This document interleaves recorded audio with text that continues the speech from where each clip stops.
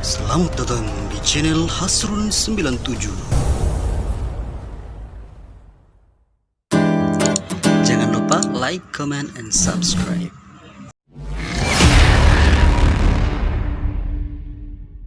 Halo guys, apa kabar kalian semua? Semoga kalian selalu sehat dan selalu dalam lindungan Tuhan. Alur cerita film kali ini adalah mengangkat kisah asal-usul Sungai Gangga yang dianggap suci oleh umat Hindu. Yuk tanpa basa-basi langsung aja ke alur ceritanya.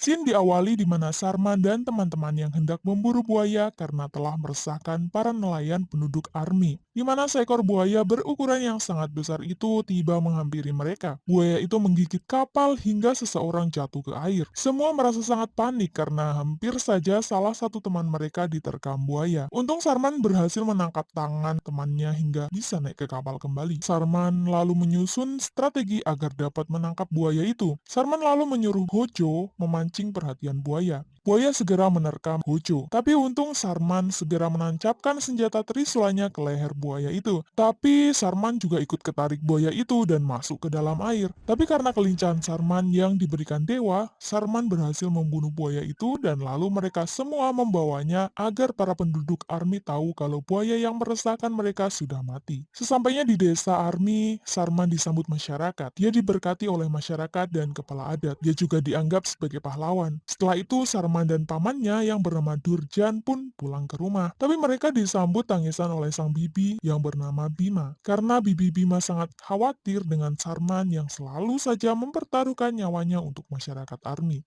Scene lalu berlanjut di malam hari. Seperti biasa, Sarman selalu memimpikan sungai dan seekor kijang putih bertanduk satu. Di pagi hari saat dia terbangun, dia langsung menanyakan hal itu kepada Bibi Bima. Bibi Bima dengan santai menjawab kalau itu hanyalah mimpi belaka. सपी नहीं था। अब जा।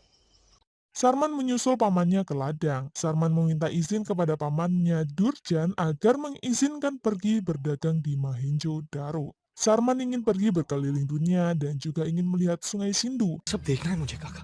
Tapi lagi-lagi Durjan tidak mengizinkannya. Jawaban pamannya membuat Sarman sangat kesal dan langsung pergi. Scene berlanjut di pagi buta. Sarman membangunkan Hojo agar dia mau ikut dengan Sarman pergi berdagang ke Mohenjo-daro secara diam-diam. Saat dia keluar rumah dan membawa barang-barangnya, dia terkejut melihat Paman Durjan yang sudah memergoki mereka. Karena tidak ada pilihan lagi, akhirnya Paman Durjan mengizinkan Sarman pergi ke Mohenjo-daro untuk berdagang. Tapi sebelum pergi, dia memberikan arahan kepada Sarman agar tidak menurunkan harga jual. Karena di sana dipenuhi oleh orang-orang yang jahat dan orang yang rakus. Paman Durjan juga memberikan bungkusan di mana Sarman boleh memakainya hanya ketika dirinya berada dalam kesulitan. Singkat cerita, sampailah Sarman dan rombongan di kota Mohenjo-daro. Di sana, Sarman takjub dengan bangunan yang megah itu. Dia juga bertanya tentang 6 lambang di depan benteng. Di sana ternyata terdapat lambang unicorn atau keledai bertanduk satu. Dan ternyata lambang itu mempunyai arti yakni hewan tersuci yang dihormati di wilayah Sindu dan mempunyai lambang Mohenjo-daro. Di saat Sarman berjalan menuju kota Mohenjo, dia dicegat oleh seorang yang berpenampilan gila yang bernama Jakiro. Dia mengingatkan agar Sarman segera pergi karena tempat itu adalah tempat orang yang serakah. Jakiro diusir pengawal kerajaan karena mengganggu perjalanan pedagang. Sarman memberi dia selendang kepada Jakiro dan Jakiro pergi. Sarman lantas bertanya kepada pengawal kerajaan tentang siapa Jakiro. Ternyata Jakiro adalah keluarga penemu wilayah Mohenjo-daro. Cerita berlanjut, dagangan Sarman ditawar murah oleh pembeli. Dia tidak mau melepas harganya karena mengingat pesan sang paman. Tapi pengawal raja memberinya saran agar melepas harga yang ditawarkan pembeli karena sebentar lagi akan sepi pembeli. Sarman pun akhirnya mau melepasnya dan dia pun berkenalan dengan pengawal itu yang bernama Lotar. Tiba-tiba anak Raja Maham yang bernama Monja datang dan menawar murah dagangan. Seseorang pedagang lalu mengeluh akibat sungai Singdu yang berubah aliran hingga menerjang rumah desa dan segalanya. Bahkan makanan dan pakaian pun ikut terseret. Mereka mengumpulkan sisa hasil panen mereka untuk dijual ke kerajaan dengan harga 4 lazuri. Sehingga mereka bisa membangun kembali desa mereka. Tapi sayangnya Monja menawar dengan harga murah yakni 2 lazuli. Tanpa menghiraukan keluhan rakyat, ia lalu berkata jika mereka menginginkan 4 lazuli, mereka harus menghadirkan setiap malam satu wanita untuknya. Seorang rakyat Rakyat berteriak atas jawaban Monja itu, tapi dia malah dihajar oleh Monja. Sarman yang tidak terima langsung protes. Dia berkata jika Monja tidak setuju 4 lazuli,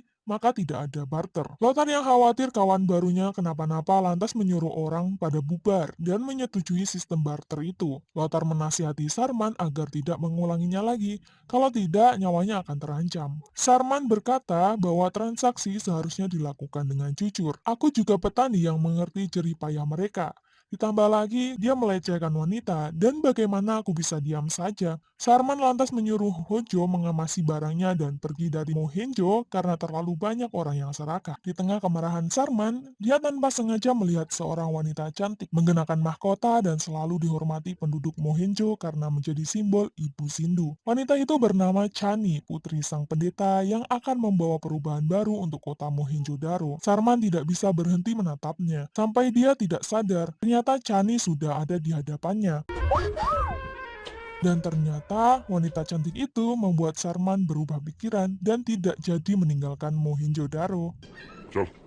Scene beralih di kerajaan. Raja mengadakan rapat dengan para kepala majelis. Raja berkata akan menghancurkan wilayah Harappa karena pusat perdagangan kini berpindah di kota Mohenjo-daro. Kepala majelis pertanian menentang itu. Kota Harappa tidak pernah merugikan kota Mohindo. Bendungan Sindu yang dibuat raja juga pembangunan jalan dan benteng tidak ada faedahnya bagi mereka. Raja lalu berkata akan menaikkan pajak rakyat karena dana pembangunan jalan dan benteng sudah habis. वो हाथ उठाओ जो विरुद्ध है वो मुट्ठी दिखाओ Kepala tambang, keamanan, seni, dan lain-lainnya, kecuali kepala pertanian setuju dengan titah raja yang akan menaikkan pajak rakyat. Pertentangan itu malah berujung kematian untuk kepala pertanian. Dan para pengikutnya, mayat mereka digantung tanpa dikremasi ataupun dikuburkan.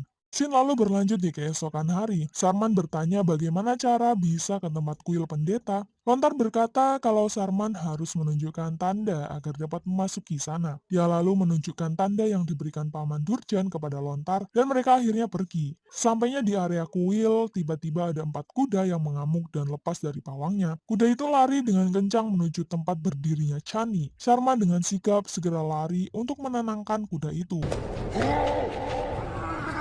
Kuda pun seketika tenang, dan Chani pun terselamatkan. Ayah Chani langsung berterima kasih dan mereka pun berkenalan. Chani merasa terpukau atas keberanian Sarman. Sarman pergi ke kuil. Dia bertanya tentang patung hewan yang sama dengan tanda yang dimilikinya kepada pendeta. Lalu pendeta bertanya dari mana tanda itu. Dia lalu menjawab, tanda itu diberikan pamannya yang bernama Durjan. Lalu pendeta bertanya lagi, di mana ayahmu? Dia menjawab kalau ayah ibuku sudah meninggal karena wabah, dan ayahku bernama Surjan. Dia lalu bertemu Chani yang tersenyum lebar kepadanya. Sarman keluar dari kuil, dia langsung diajak pergi dengan Lontar. Dia melihat kepala majelis pertanian yang digantung jasadnya. Sarman lantas protes dengan Lontar. Dia sebagai pengawal kerajaan, tahu kedoliman Raja Maham, tapi malah tidak berbuat apa-apa. Sarman bertanya-tanya dan merasa seperti dia ada kaitannya dengan Mohenjo, karena memiliki tanda unicorn dan selalu didatangi unicorn itu di dalam mimpinya. Sebelum pertanyaannya itu terjawab, dia berjanji tidak akan meninggalkan kota tersebut. Scene masih berlanjut. Pengumuman kenaikan pajak raja telah sampai kepada rakyat. Rakyat mengeluh, karena itu bukan pertama kalinya pajak naik.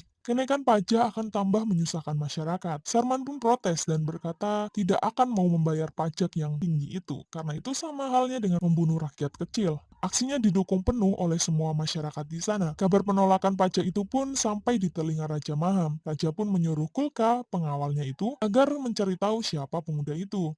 Scene berpindah di kuil. Chani curhat perasaannya tentang Sarman kepada Juno, sang pelayan wanitanya itu. Sepertinya Chani sudah jatuh cinta dengan Sarman karena telah menyelamatkannya dengan menjinakkan kuda yang hampir menyerangnya itu. Juno mengingatkan agar Chani menghentikan rasa cintanya itu karena sumpah ayahnya kepada Ibu Sindu. Tapi Chani ingin bertemu dengan Sarman. Dia lalu berencana pergi.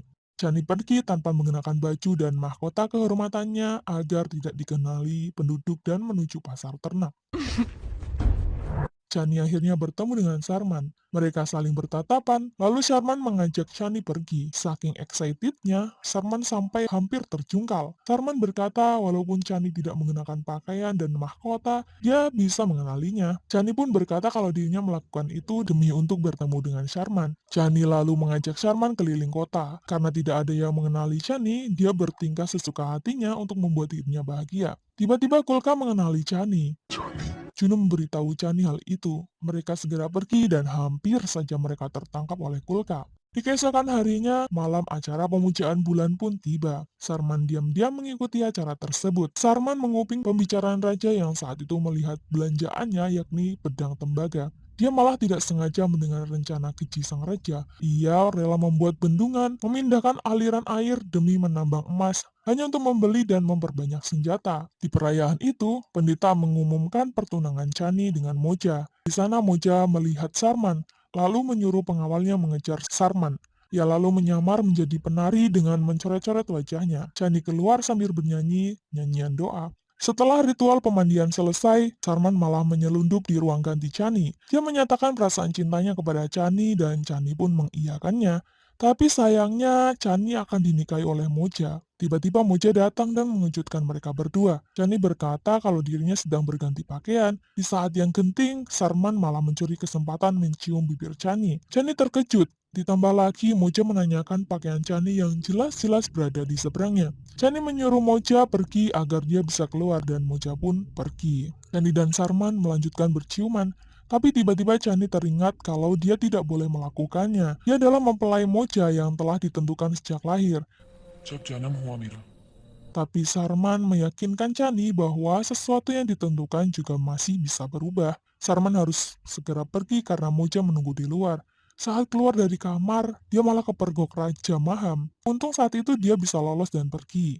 Raja Maham yang khawatir langsung memaksa pendeta agar segera menikahkan anaknya dengan Moja. Dan 2 hari lagi pernikahan akan dilangsungkan. Singkat cerita, ijab kabul segera digelar. Saat Chani sedang dinasehati Ibu Ratu, Juno datang dan memberitahukan kedatangan Sarman. Sarman berdebat dengan Chani. Dia menghasut Chani agar tidak mau menikah dengan Moja. Tapi Chani takut jika harus merusak acara pernikahan itu, karena Moja tidak suka penolakan. Jika ada yang menolaknya, maka Moja tidak segan akan membunuh orang itu. Sarman tidak mau pergi dan malah mengikuti kata hatinya yang suci itu. Akibatnya, Moja datang dan langsung membekap Sarman. Dia menghajar Sarman habis-habisan, lalu sang raja menjatuhi hukuman mati untuk Sarman. Tapi pendeta memohon ampunan untuk Sarman karena dia hanyalah orang asing yang tidak tahu aturan Mohenjo-daro. Lalu raja akhirnya memutuskan untuk memberinya kesempatan menolong dirinya sendiri dengan mengikuti ujian Bakar Zokar, yakni ujian di mana dia harus melawan 2 manusia buas dari hutan dan berperawakan tinggi, juga akan disaksikan oleh seluruh rakyat atau seluruh masyarakat. Sarman setuju, tapi dia meminta satu permintaan. Jika dirinya berhasil melawan Bakar Zokar, Chani harus dibebaskan dari perjodohannya dengan Moza. Dan raja pun setuju atas permintaan terakhir Sarman. Sebelum ujian itu, Sarman dikurung di penjara. Pendeta datang menemui Sarman. Pendeta akan mengungkap kebenaran tentang Sarman, di mana pemimpin sebelum Maham sebenarnya adalah ayah Sarman, yakni Surjan. Maham dulunya hanyalah kepala perdagangan yang terlibat dalam transaksi ilegal Sumeria. Maham telah menghasut para menteri kerajaan. Dia membuat bendungan untuk menambang emas, manipulasi rencana, dan menfitnah Surjan dengan meletakkan emas di dalam rumahnya, hingga membuat Surjan dihukum mati dan jasadnya digantung tidak dikremasi. Lalu Maham mengangkat dirinya sendiri sebagai raja. Paman Durjan telah menutupi kematian ayahnya karena dia takut dengan Maham. Bahkan pendeta sendiri telah berbohong sebagai saksi. Setelah bendungan itu selesai, penduduk malah merasakan kekeringan dan kemiskinan bertambah hingga mereka sadar bahwa Surjanlah yang benar. Akhirnya dia tahu mengapa Mohenjo-daro tidak asing baginya. Lalu pendeta berkata kepada Sarman karena hanya dialah satu-satunya yang bisa menghentikan kekejian Maham. Ujian Bakar Zokar pun dimulai. Sarman tanpa ragu mendatangi tempat yang sudah disaksikan oleh semua rakyat. Sarman memilih senjata Trisula. Bakar dan Zokar pun dikeluarkan. Pertandingan hidup dan mati pun dimulai. Senjata mereka dibuang, Sarman memukuli Bakar, tapi tidak mempan. Sarman dengan mudahnya dibanting oleh mereka. Lalu Sarman memanjat naik, meloncat, dan menghajar kepala Bakar. Zokar mengambil senjata. Sarman pun mengambil trisulanya. 2 lawan 1 dan mereka terus bertarung. Sarman terhimpit badan si kembar itu hingga badannya terangkat. Tapi Sarman berhasil menjatuhkan si kembar dan menancapkan kayu runcing itu ke kaki Bakar. Zokar yang melihat langsung mengamuk dan menghampiri Sarman. Sarman pontang-panting melawan Zokar yang badannya jauh lebih besar dan kuat. Tapi saat dia terjatuh, dia segera mengambil trisulanya, menendang kaki Zokar hingga dia terjatuh dan langsung menancapkan trisulanya ke tubuh Zokar, dan Zokar pun akhirnya is dead. Pertarungan belum selesai. Bakar ternyata masih hidup. Dia menghampiri Sarman, tapi Sarman dapat mengatasinya. Sarman segera mengambil pedang dan akan menusuk Bakar. Tapi karena iba, dia tidak jadi melakukannya. Lalu para penduduk berdiri dan meneriaki keberhasilan Sarman. Raja Maham dan Muza pun pusing melihat kelincahan Sarman. Mereka pun pergi dari tempat itu. Scene berlanjut dengan penuh kemarahan. Muza datang ke kuil, dia membunuh pendeta, dan lalu akan menghabisi Chani. Chani histeris melihat ayahnya mati. Dia lalu lari dari sana. Untung Sarman datang dan berhasil menghentikan Moza dengan membunuhnya.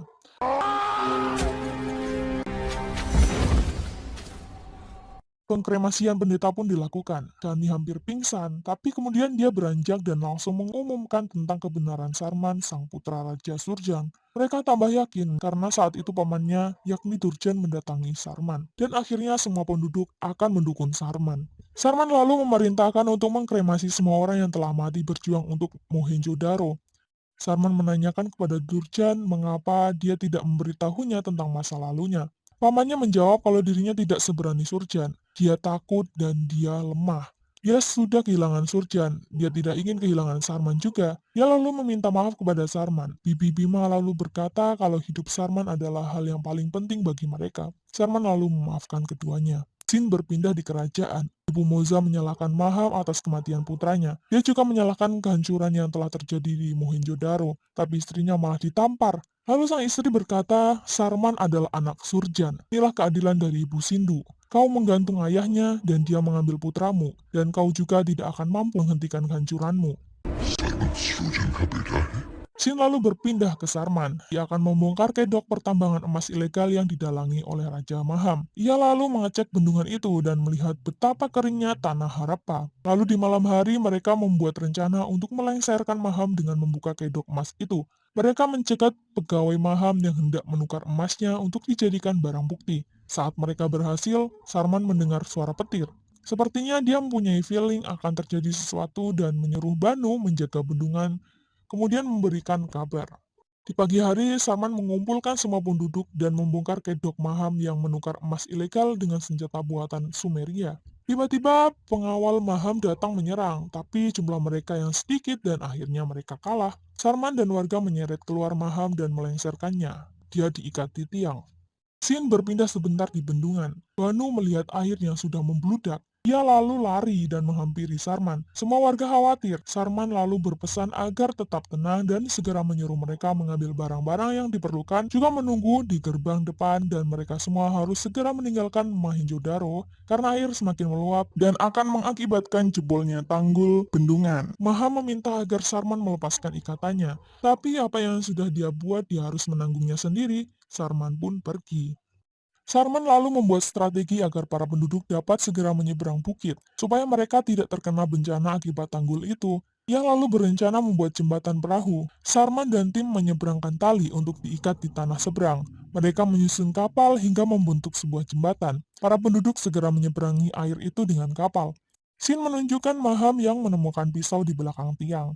Dia segera merobek tali yang mengikatnya itu. Berpindah di lokasi jembatan lagi, semua orang menyeberang, yang tersisa adalah Jakiro. Dia tidak mau menyeberang karena dia ingin menyaksikan kematian Maham. Sarman segera lari dari atas jembatan, tapi sayang air segera naik dan tanggul pun jebol. Sarman kehabisan waktu untuk menyelamatkan diri, jembatan perahu pun ambiar dibuatnya. Tapi untungnya Sarman berpegang tali yang dibuatnya dan akhirnya dia bisa selamat. Lalu mereka semua menyaksikan tsunami yang menutupi tempat tinggal mereka.